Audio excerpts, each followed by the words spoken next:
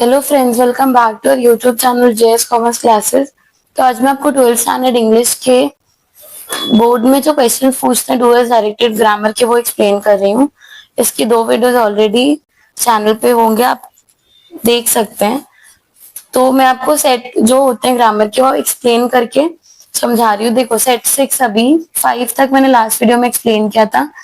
Set 6 do as directed. It was thoroughly enjoyable. Choose the correct alternative from the given option to frame a WH question. WH question जब आप frame करते हो तो एक बात याद रखनी है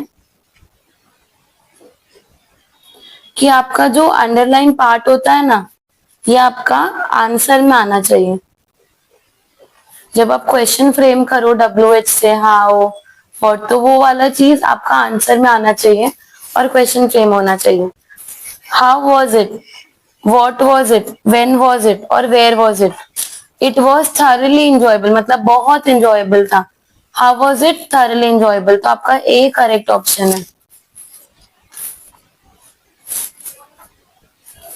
सेकेंड क्वेश्चन है unless you believe in yourself it's hard to achieve your goal. Choose the correct option from the following option and beginning with if. If you believe in yourself it's hard to achieve your goals. If you don't believe in yourself it's hard to achieve goals. देखो unless है मतलब जब तक आप believe नहीं करोगे तो it's hard to believe your goals, आप अपने गोल्स अचीव नहीं कर पाओगे, हार्ड होगा अचीव करना। तो if you believe in yourself it's hard to achieve your goals, ये रॉन्ग होगा क्योंकि अगर आप बिलीव करोगे तो हार्ड कैसे होगा। तो B, if you don't believe in yourself, अगर आप अपने अंदर बिलीव नहीं करोगे तो ये अनलेस से मैच कर रहा है। Unless you believe in yourself it's hard to achieve goal, तो बी आपका करेक्ट ऑप्शन है। There is no better way to reduce air pollution than to reduce the number of cars on our street. Choose the correct sentence changing to the superlative. Degree of comparison में मैंने आपको बोला था superlative degree वो होती है जब आप थर्ड फॉर्म में यूज करोगे, यानी good, better, best, more beautiful, most beautiful. तो थर्ड फॉर्म ऑफ डिग्री आपका आंसर क्या होगा। देखो, the best way to reduce air pollution is to reduce the number of cars on our street. One of the best, अभी आपको समझ में कैसा आएगा कौन सा करेक्ट। यहाँ पे बेटर बोला है तो आपका बेस्ट सुपरलेटिव है तो बेस्ट आना चाहिए, लेकिन बेस्ट तो सब में दिया हुआ है, लेकिन थर्ड में नहीं दे तो थर्ड तो नहीं आपका। The best ways to reduce is to reduce the number of cars on the street. Ways नहीं आएगा, गुड वे भी नहीं आएगा, one of the best way भी नहीं आएगा। जो आंसर है वो है A, because the best way to reduce air pollution is to reduce the number of cars. कि ग्रामेटिकली भी करेक्ट है कि जो बेस्ट वे है वो ये है कि एयर पोल्यूशन रिड्यूस करो।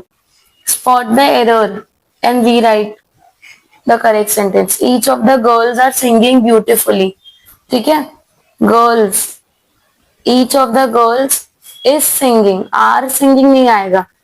जब हम कलेक्टिव नाउन में लिखते हैं तो हम इज लिखेंगे।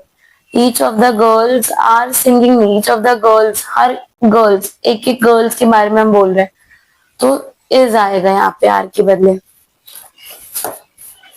सेट 7 आपका है only 1.3 million would would the earth be too hot to be habitable. Rewrite using so that. Only at 1.3 billion would be the earth be hot so that it would not be habitable. Then so only at 1.3 billion would the earth be that hot that it would not be habitable. आपको so और that use करना है, ठीक है। तो यहाँ पे आपका जो सी देखो, अभी only at 1.3 billion would be the earth be so hot it would not be. Only at 1.3 billion would the earth be so hot that it would not be habitable. पहले so यूज हुआ पहले comparison वाले word के साथ, then जो आपका habitable है ना उसके पहले दैट यूज होगा, तो ये करेक्टली यूज है। सेकेंड है आपका the movie was entertaining and thought provoking, right, not only but also. मैंने आपको हमेशा बताया जब एंड यूज होगा कंपाउंड या कोऑर्डिनेटिंग कंजंक्शन, उसके पहले नॉट ओनली का यूज होगा, देन उसके बाद बट ऑल्सो यूज होगा। The movie was not only entertaining but also thought provoking. The movie was not entertaining only, ये करेक्ट है B. Not only the movie was entertaining but also, तो B है आपका correct. The movie was not only entertaining, एक idea के पहले not only, दूसरे idea के बाद बट ऑल्सो।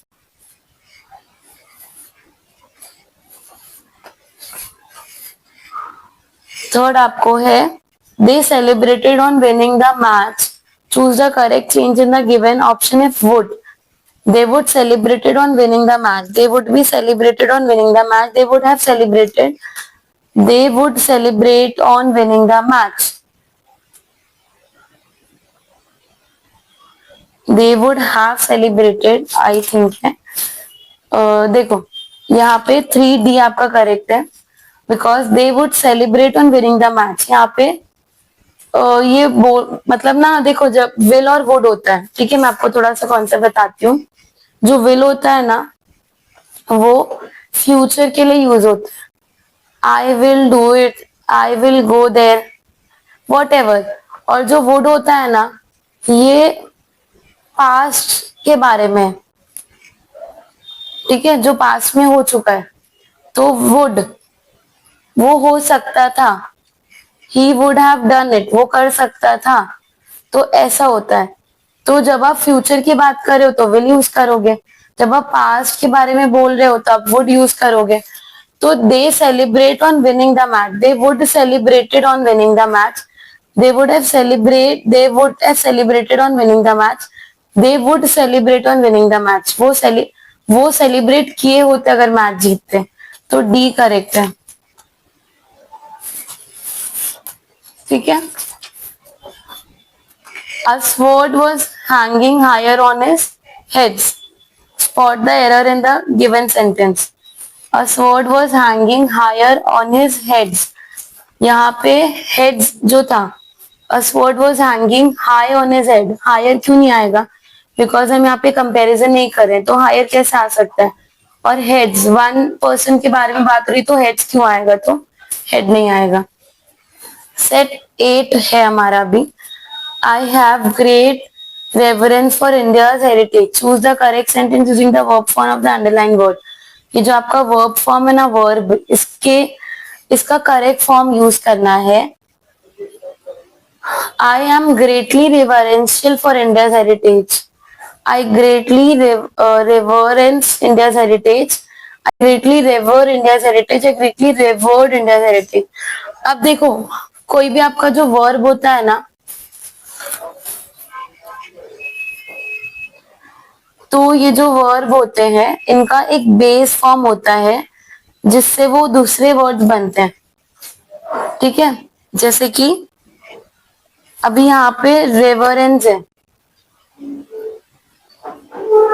तो ये रेवरेंस एक्चुअली रेवरेंस नहीं है, ये वर्ड रेवर है।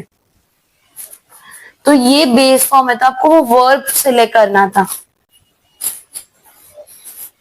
सो आपका करेक्ट ऑप्शन है I greatly revere India's heritage. C, ठीक है। My aim was to acquaint Indian children with their heritage. Rewrite beginning it.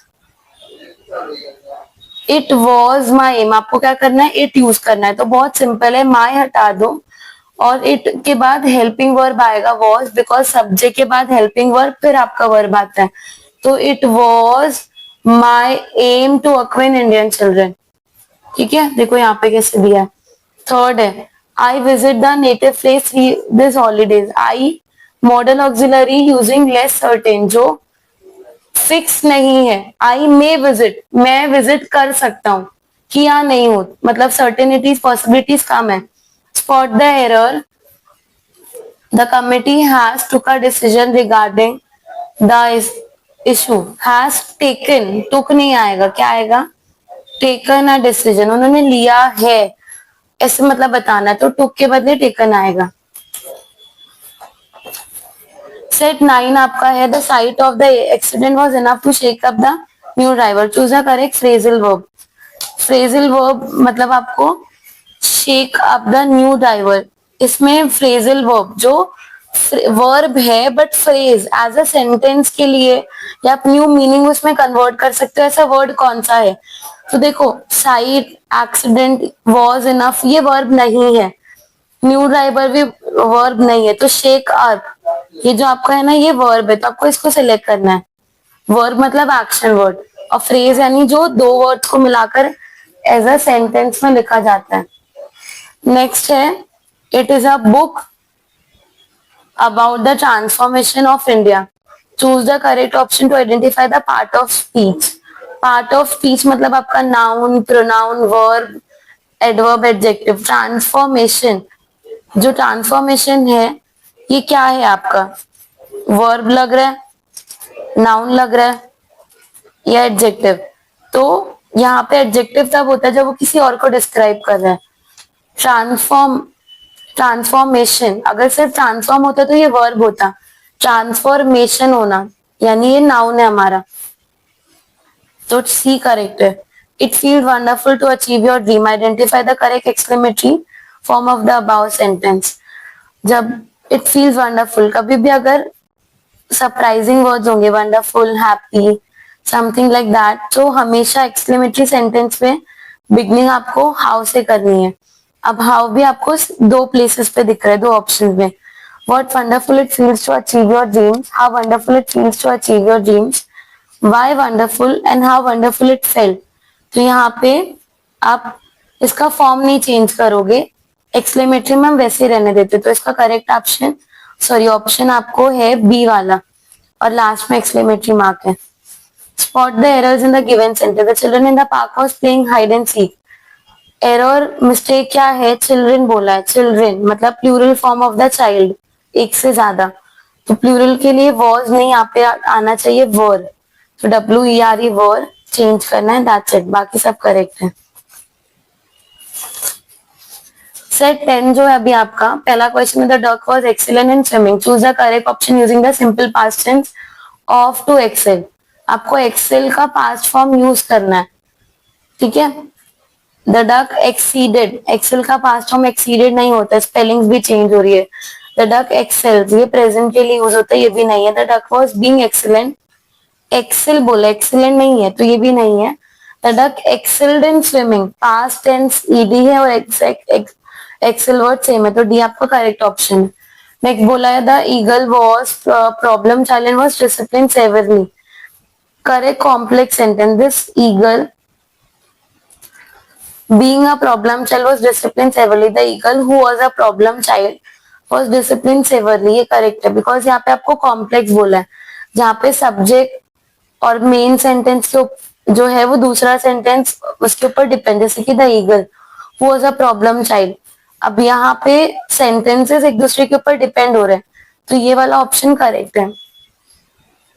An abnormal eel that could swim exceedingly well and also run, climb and fly a little had the highest average. Able to, आपको sentence में able to, an abnormal eel that could swim, तो could हटाना है जो हमारा model auxiliary है और उसके बदले लिखना है able to।